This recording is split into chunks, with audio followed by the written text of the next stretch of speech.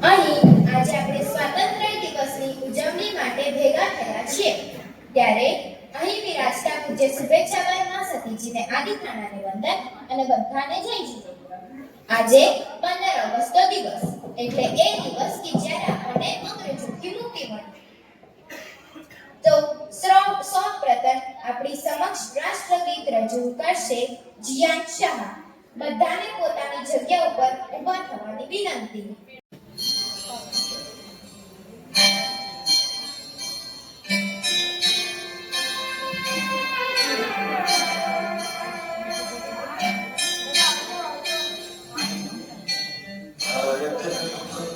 जान से प्यारा है सबसे गुलिस्तान हमारा है भारत हमको जान से प्यारा है सबसे गुलिस्तान हमारा है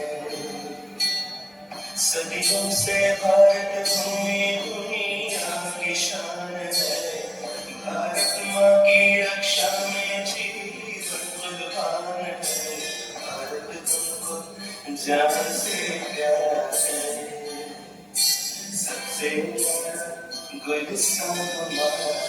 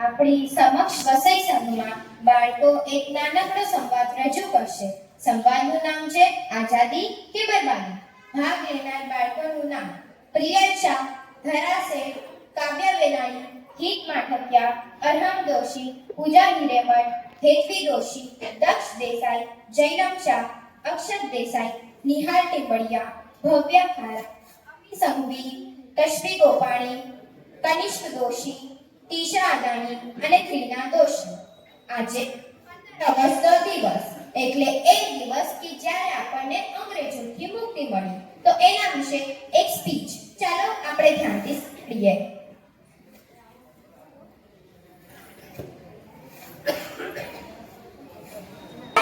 પૂજ્ય શુભેચ્છાબેન માસ્તીજીને મારા વંદન તથા ઉપસ્થિત બધા ભાઈ બહેનોને મારા જય જિનેન્દ્ર. તો પહેલા હું તમને આજના દિવસની વાત કરી દઉં. તો આજે 15 ઓગસ્ટ 2025 એટલે કે સ્વતંત્રતા દિવસ. ઈસવીસન 1947ના 15 ઓગસ્ટના દિવસે ભારત દેશને સ્વતંત્રતા મળી કે જેના પહેલા ઘણા વર્ષો સુધી આપણો દેશ અંગ્રેજોની ગુલામીમાં રહેતો અને તેમાંથી આપણે આઝાદી મળી. એ દિવસ જેને આજે 78 વર્ષ થયા. તો પહેલા તો આપણે પ્રશ્ન થાય કે આને આપણા ધર્મથી શું લેવા દેવા? તો એનો જવાબ છે કે ભારત એક આર્ય દેશ છે અને બ્રિટન એક અનાર્ય દેશ છે. તો આર્ય લોકોને અનાર્યોએ ગુલામ બનાવી દીધા. આર્ય ક્ષેત્ર પર અનાર્યોએ કબજો કરી લીધો. આર્યતા એ પુણ્યની નિશાની છે અને અનાર્યતા એ પાપોદયની. આપણે ભારતવાસી હોવાથી આર્યતાનું મહત્વ સમજાય માટે આપણે આજે ઉપાશ્રયમાં આ દિવસ ઉજવી રહ્યા છીએ. જે સંસ્કાર, સંસ્કૃતિ, ધર્મ, ભાવના, આત્મભાવના આર્ય લોકોમાં નથી મળતી માટે આપણે આજે સ્વતંત્રતા દિવસની ઉજવણી કરી રહ્યા છીએ. ભારતીય સંસ્કૃતિના નિયમ પ્રમાણે દેશના કલ્યાણ સાથે આત્મનું પણ કલ્યાણ જોડાયેલું છે. સમાજનું, રાજ્યનું, સમાજી માનવતાનું પણ કલ્યાણ જોડાયેલું છે. ઉન્નતિના ઉત્થાન કલ્યાણ જોડાયેલું છે. તો હવે આપણે મુદ્દા પર આવીએ. ભારત દેશને સ્વતંત્રતા તો મળી ગઈ પણ તેના પાછળ આપણે તો પશ્ચિમી દેશોને જ અનુસરતા જઈએ છીએ અને ગુલામ જ બનતા જઈએ છીએ. ભલે 500 વર્ષ પહેલા સગવડ નથી પણ લોકો સ્વતંત્ર હતા, બંધનમાં નહોતા. અત્યારે સાધન સગવડ વધારીને આપણે તો ગુલામ જ બનાવી દીધા. પાવર કટ થાય ને આપણે દુખી, ગમતું ન મળે ને આપણે દુખી, ફેસિલિટી ઓછી ને આપણે દુખી. આ ટેકનોલોજીના યુગમાં આપણે તો સાધનોએ જ ગુલામ બનાવી દીધા. અંગ્રેજોની ગુલામી જે આપણે આત્માની શક્તિથી દૂર રાખે છે. હવે આપણે આપણા સાચા આત્મિક સુખને ભોગવી શકીએ એવી આઝાદી માટે આ દિનશાસનમાં આવીને આપણે પ્રયત્ન કરવાનો છે. તો આગળ વધીએ. વંદે ભારત, વંદે માતરમ, વંદે દિનશાસન. ધન્યવાદ. ધન્યવાદ. ખૂબ ખૂબ ધન્યવાદ. આપણે અંગ્રેજોની ગુલામીમાંથી આમ તો મુક્ત થઈ ગયા છે પણ જો ખરેખર આપણે આઝાદ છીએ અને આ આઝાદી એ આઝાદી છે કે હજુ ગુલામી છે અને આ આઝાદી એ આઝાદી છે કે હજુ બરબાદી છે? અંગ્રેજો ગયા તો ગયા પણ ભારતના લોકોને આઝાદ કરતા ગયા કે ગુલામ બનાવતા ગયા? જોવા જેવું છે તે જોઈએ. પહેલા ગુલામ બનાવ્યા.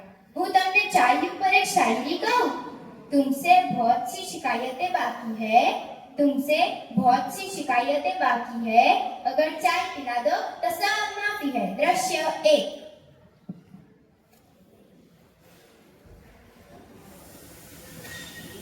દયા એ દયા દુકાનનું મોડું થાય છે, જલ્દીથી ચા નાખતો દે, ચા વગર તો વાંધો પડે. મમ્મી, મારો નાસ્તો, લંચ બોક્સ અને મારું સ્કૂલ ડ્રેસ આમ મને મોડું થાય છે. હા બેટા, તારું જ કરું છું. ચાપલી, મારું માથું પડે છે, દુકાનનું મોડું થાય છે, ચા વગર તો ગડબડ થઈ જશે. અરે ટપુના પપ્પા, ટપુને સ્કૂલ માટે મોડું થાય છે એટલે તમારી ચાનું મોડું થઈ ગયું. હવે ચા કરું છું.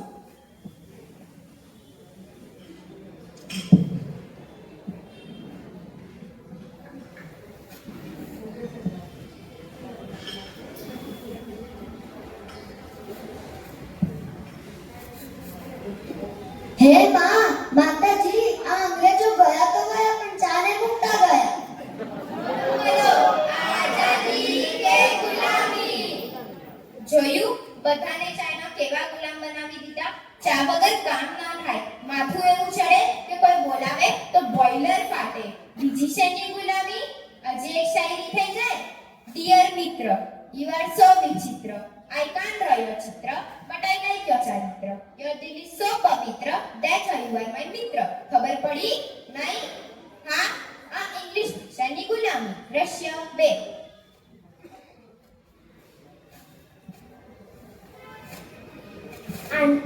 आंटी 500 ग्राम बनाना चिप्स देना। ये लो आपका 55 रुपए हुआ। 55 मतलब कितना? एक काम करते हैं और एक चीज दे देती हूँ। आंटी 100 ग्राम सोया स्टिक्स भी दे दो। ये लो आपका 45 रुपए हुआ। 45?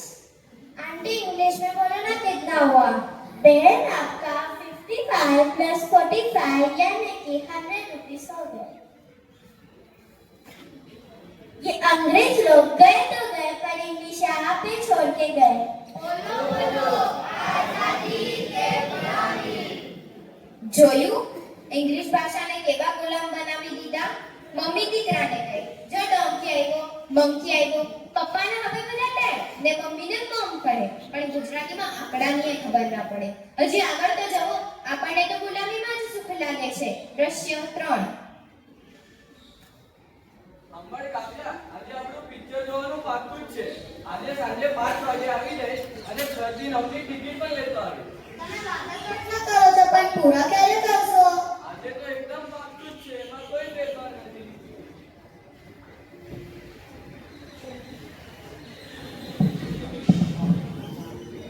6 વાગી ગયા હજી ના આવ્યા।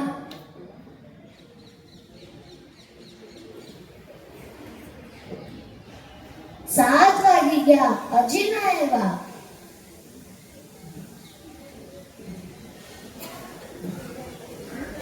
8 વાગી ગયા હજી ના આવ્યા।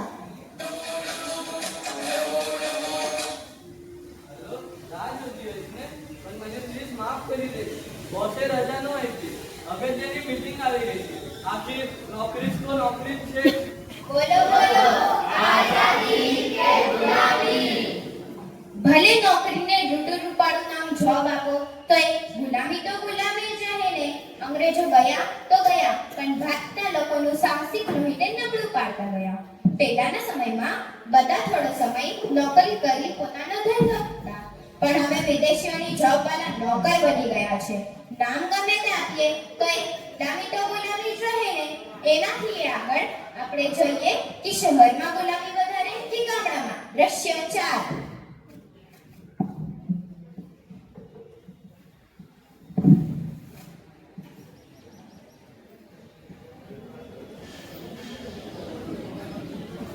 આવો આવો ક્યાંથી આવો છો? બેસો બેસો। ભાઈ અમારી પાસે અહીંયા ગાડી ખરાબ થઈ ગઈ છે। અમને તમારું ઘર દેખાયું એકદમ આશરે સુધા આવ્યા છીએ। ચિંતા ન કરો, મારે તો અતિથિ દેવો ભવ। ખાટલો દઈશ, ઓટલો દઈશ ને રોટલો દઈશ।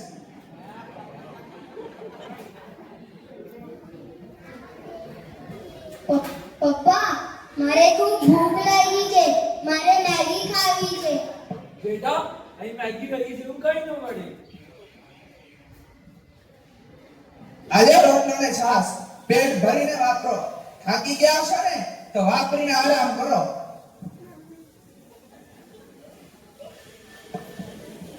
પપ્પા અહીંયા ખૂબ ગરમી થાય છે, મારથી રહેવાતું નથી। અહીંયા એસી નથી। બેટા અહીં તો બધા એસી વગર જ છે। એકવાર આપણી ગાડી થઈ જશે એટલે આપણે ઘરે જઈશું। પપ્પા મોબાઈલ આપ્યો ને મારે રમવું છે। પપ્પા મોબાઈલમાં તો ચાર્જિંગ નથી, હવે હું શું કરું? મારે ખૂબ બોર થાય છે, મારે ગેમ રમવી છે। બેટા પહેલા તું જમી લે પછી આપણે આરામ કરીશું। પપ્પા મારે તો મેગી જ ખાવી છે, આવું ક્યારે જોયું નથી તો મારે કેવી શકું? પપ્પા ચલો ને।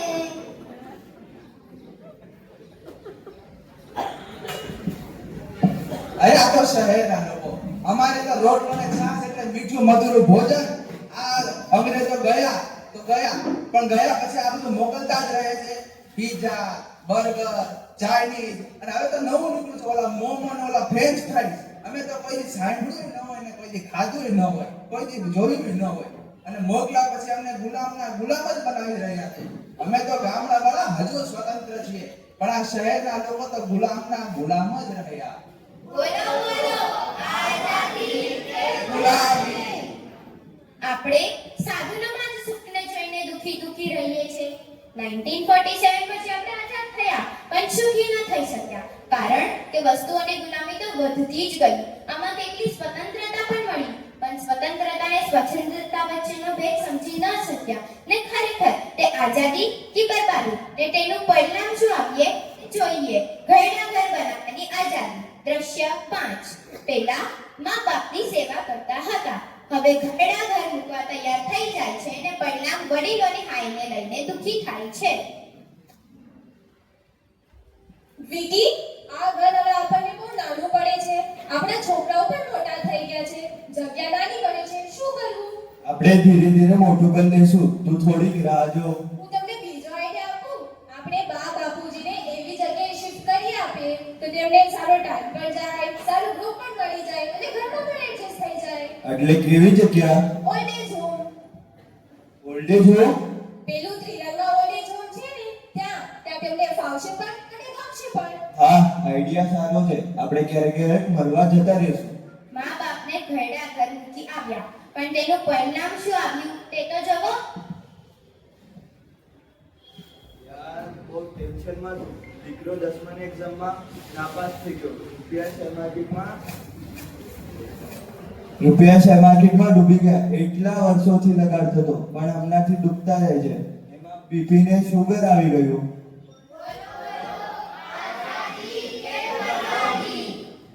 જોયું, ઘરડા મા બાપને વૃદ્ધાશ્રમ મૂકી આવ્યા, પણ પરિણામ અદ્રશ્ય હાઈને આપણે જોઈ નથી શકતા પણ અનુભવાય છે. એવી જ એક બીજી આઝાદી છે, દીકરીને બધી આઝાદી. દ્રશ્ય 6. હવે તો દીકરી પણ દીકરા જેવી છે. સરકાર પણ દીકરા દીકરી એક સમાન કહે છે, તો દીકરીને ફરવા દો ને.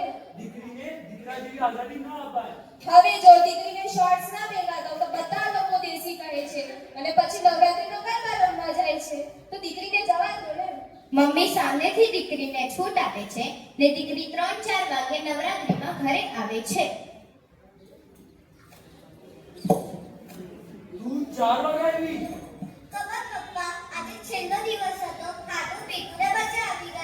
દીકરીને બધી છૂટ તો આપી દીધી, પણ મહિના પછી પોલ ખુલે છે કે ગરબા રમવા જતા હતા કે મોજ મજા કરવા. દીકરી પ્રેગ્નેન્ટ છે, મમ્મીને કાપો તો લોહી ના નીકળે. મહિના પછી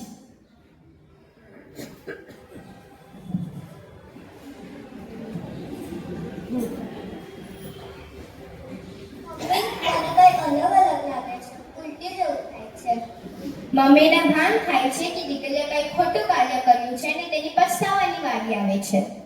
આ હું જ હતી જે દીકરીને દીકરો દીકરો કરીને હરવા ફરવા પહેરવા બધાની સ્વતંત્રતા આપી અને આજે મારે જ રોવાનો આવે છે. જોયું, અત્યારે નાનપણથી મમ્મી ટૂંકા કપડાં પહેરાવે, હજુ નાના છે કહીને પણ પછી મોટા કહીશો તો એ માનવાના નથી ને તમારી આપેલી આઝાદી તમારી માટે શ્રાપ ન બની જાય. એનાથી આગળ કેવી આઝાદી છે તે જોઈએ ને તેના પરિણામ. બોલો બોલો. આઝાદી કે બરબાદી?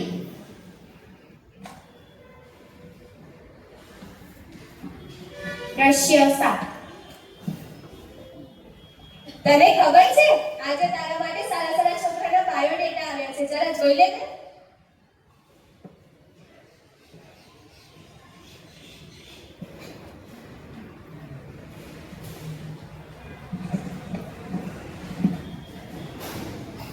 પણ મમ્મી, મારે મરણું નથી. મારે રિલેશનશિપમાં પહેલા જવું છે, પછી ઠીક લાગે તો પરત છે. મારે એવા બંધનમાં નથી બનવું, સ્વતંત્ર રહેવું છે. મારો એક બોયફ્રેન્ડ છે, એના હારે મેં વિચાર્યું છે. શું લિવ ઇન રિલેશનશિપ? બે તારા પપ્પાને જોયા પણ ન હતા, છતાં અમારું લગ્ન જીવન કેટલું સુખી છે. ને તારે પેલા જોવું છે? અમારી તને ના છે. પણ મમ્મી, હવે તો કાયદો પણ હા પાડે છે. મમ્મી પપ્પાના સમજાવવા છતાં છોકરી માનતી નથી ને રિલેશનશિપ. રાહુલ, આપણને 2 વર્ષ થઈ ગયા લિવ ઇન રિલેશનશિપમાં. હવે તો લગ્ન કરી લઈએ. ફાવી પણ ગયું છે, સેટ પણ થઈ ગયા. મારે હમણાં લગ્ન નથી કરવા, લિવ ઇનમાં રહેશું. કદાચ બીજા 2 વર્ષ પછી ન ફાવે તો બીજી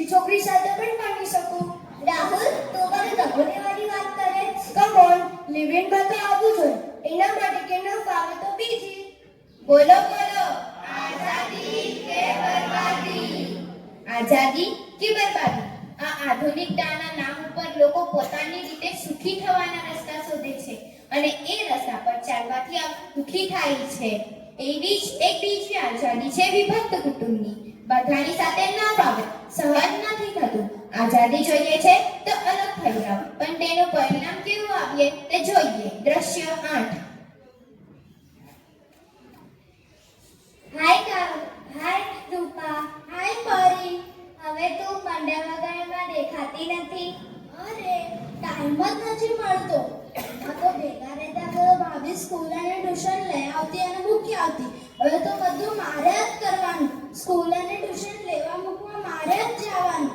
સવારે પ્રીતમનું ટિફિન બી મારે બનાવવાનું, છોકરાઓનું ટિફિન બી મારે બનાવવાનું. બધું કામ મારે જ કરવાનું. એક તો કામવાળી બી નથી મળતી. આટલા બોજમાં ક્યાં છે ને આવો? વર્જીને કહે ને કે કેન્ટીનમાંથી ખાઈ લે, છોકરાઓને પણ કહે ને બધું જ ઘરે શું કરવાનું, હવે તો બહાર પણ મળે છે. હા, તારી વાત સાચી છે. મેં બી પહેલા એવું જ કર્યું હતું, બટ અમારી બેની વચ્ચે ઝઘડો થઈ ગયો. પહેલા તો મમ્મી પપ્પા બી વચ્ચે પડતા હતા. હવે તો વારે વારે બોલવાનું થાય છે. ટેન્શન તો છોકરાઓ બી કંટાળી ગયા. પહેલા તો ભાભી સંભાળી લેતા હતા. હવે તો નો કહેવાય નો સેવાય. બોલો બોલો, આઝાદી કે બરબાદી? સંયુક્ત કુટુંબમાં સ્ત્રીની સીટ રક્ષા વગેરે ઘણા ફાયદા છે, પણ વિભક્ત કુટુંબની પણ આઝાદી. પણ આ બધી આઝાદી કે બરબાદી? આપણે આજે નક્કી કરીએ કે આપણે પોતાને આઝાદ જોઈએ છે કે બરબાદી. આ બધા રસ્તા બરબાદી તરફના છે. અગર સાચી આઝાદી જોઈએ છે તો ભારતીય સંસ્કૃતિ અપનાવીએ અને સાચી આઝાદી અનુભવીએ. જય જિનેન્દ્ર, જય ભારત, વંદે માતરમ.